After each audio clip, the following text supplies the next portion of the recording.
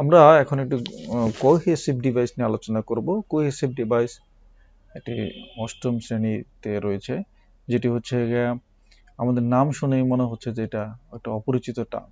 আসলে কোহেসিভ ডিভাইসটি এরকম না, বা অপরিচিত কোনো টার্ম নয়। এটা আমরা যদি একটু আলোচনা করে নেই, প্রথমে একটু দেখি। আমরা কনজাংশন সম্পর্কে আমাদের সবারই কম বেশি ধারণা রয়েছে। যেমন কনজাংশনগুলি কি করে, দুটি সেন্টেন্সকে যুক্ত করতে পারে। যেমন and, but, although, because, either, or, হ্যাঁ, কোরিলেটিভ কনজাংশন যেগুলি রয়েছে।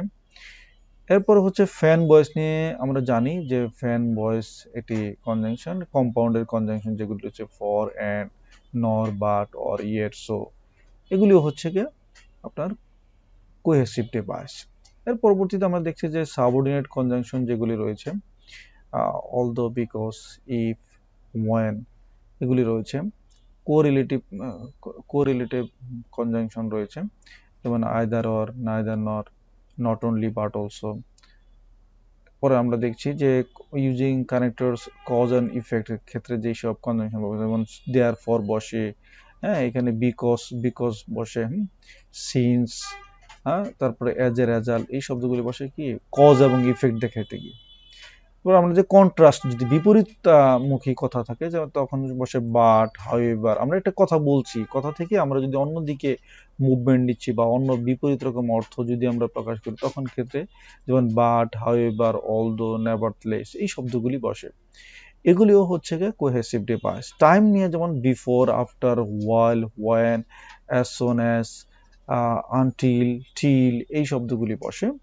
এডিশনাল যদি কোনো অতিরিক্ত তথ্য দেই, সেই ক্ষেত্রে আমরা এন্ড বসাই, অলসো বসাই, in addition to, furthermore, moreover, এই শব্দগুলি বসাই। আমরা বলতে পারি যে first, next, then, finally, for example, for instant. Purpose নিয়ে যদি বলি, so that, in order to, so as to, for the purpose of. আমরা এই শব্দগুলির সাথে সবাই মোটামুটি পরিচিত। এখন আমরা একটা প্যাসেজ থেকে দেখব যে এই প্যাসেজের ভিতরে যে কোহেসিভ ডিভাইস কোনগুলি। তো আমরা দেখি যে Pohela Baishakhi, the first day of Bangla new year. এরপরে আমরা লেখা আছে কি, it is a part and parcel of Bangali culture. এরপরে এখানে আছে কি অ্যান্ড, এখানে আমি একটা মার্ক করেছি। এই অ্যান্ড এখানে যে রয়েছে, আমরা দেখতে পাচ্ছি যে এই অ্যান্ড শব্দটা কি দুটি সেন্টেন্সকে যুক্ত করেছে। যেমন it is a part and parcel of Bangali culture, it is a public holiday. এই দুটি সেন্টেন্সকে অ্যান্ড দ্বারা কি করা হয়েছে, যুক্ত করা হয়েছে। এই অ্যান্ডটাই একটা কোহেসিভ ডিভাইস। খুবই ইজি, ভেরি ইজি। আপনার একটু মনোযোগ দিলেই বোঝা যাবে কোহেসিভ ডিভাইস কোনগুলি।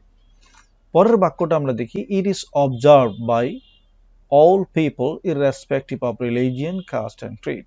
এখন আমরা দেখছি যে ইররেসপেক্টিভ অফ মানে হচ্ছে ব্যতি রেখে বা পরোয়া না করে সবাই মিলে পহেলা বৈশাখ পালন করবে। এই যে ইররেসপেক্টিভ অফ, এই শব্দটা কিন্তু এখানে এডিশনাল কথাবার্তা বলছে, বা এটা যদি না দেওয়া থাকতো তাহলে মিনিংটা কি হইতো, যে এখানে সবাই পালন করবে, কে, রিলিজিয়ান, কাস্ট অ্যান্ড ক্রিড, সবাই পালন করবে। কিন্তু ইররেসপেক্টিভ অফ দিয়ে এখানে এডিশনাল একটা কথা বলছে।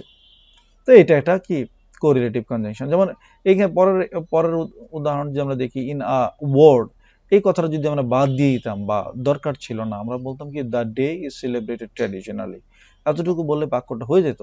বাট ইন আ ওয়ার্ড বলার কারণে আমরা একটা টার্ম নিয়ে আসতেছি, যে নতুন, যে এক কথায় যদি আমরা বলতে চাই, এই যে এক কথায় বললাম, এই ইন এ ওয়ার্ড, এটুকু একটা হচ্ছে কোহেসিভ ডিভাইস।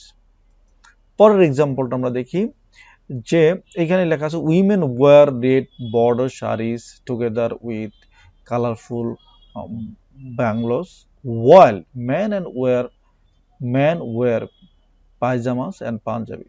এখানে হোয়াইল যে যুক্ত করা হয়েছে, হোয়াইল হচ্ছে কি আমরা জানি এটা কনজাংশন হিসেবে ব্যবহৃত হয় বাক্যে। এখন দুটি নাউনের মাঝখানেও হোয়াইল বসতে পারে, আবার দুইটি সেন্টেন্সের মাঝখানেও হোয়াইল বসতে পারে। দ্যাট মিনস এটা একটা কনজাংশন। এই কনজাংশন হওয়ার কারণে এটা হচ্ছে কোহেসিভ ডিভাইস। শেষ বাক্যটা আমরা দেখি, since it is a traditional festival all over the country we should celebrate ইট। এটা আমরা দেখতে পাচ্ছি যে সিন্স হচ্ছে এটা কমপ্লেক্সের একটি কনজাংশন। তাহলে নিশ্চিতভাবে এই সিন্স এখানে যুক্ত করা হয়েছে কি হিসেবে, কোহেসিভ ডিভাইস হিসেবে। এখন আমরা দেখব যে এই কোহেসিভ ডিভাইসগুলি পরীক্ষা আমাদের আনসার করবো কিভাবে।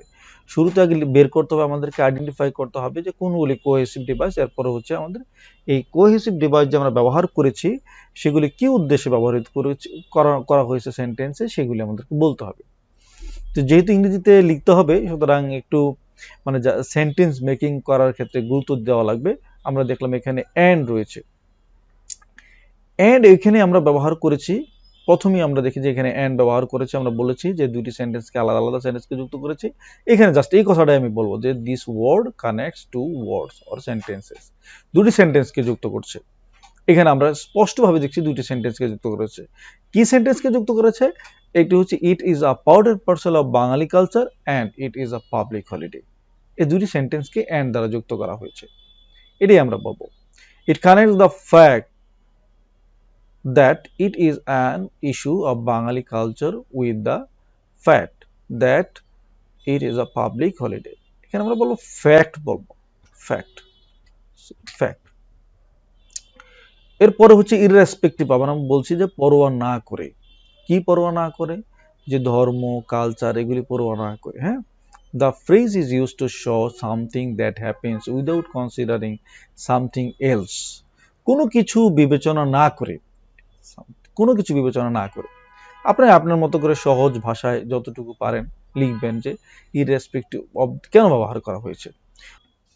এখানে ইনি ওয়ার্ড হচ্ছে কি, এখানে একটা কোহেসিভ ডিভাইস।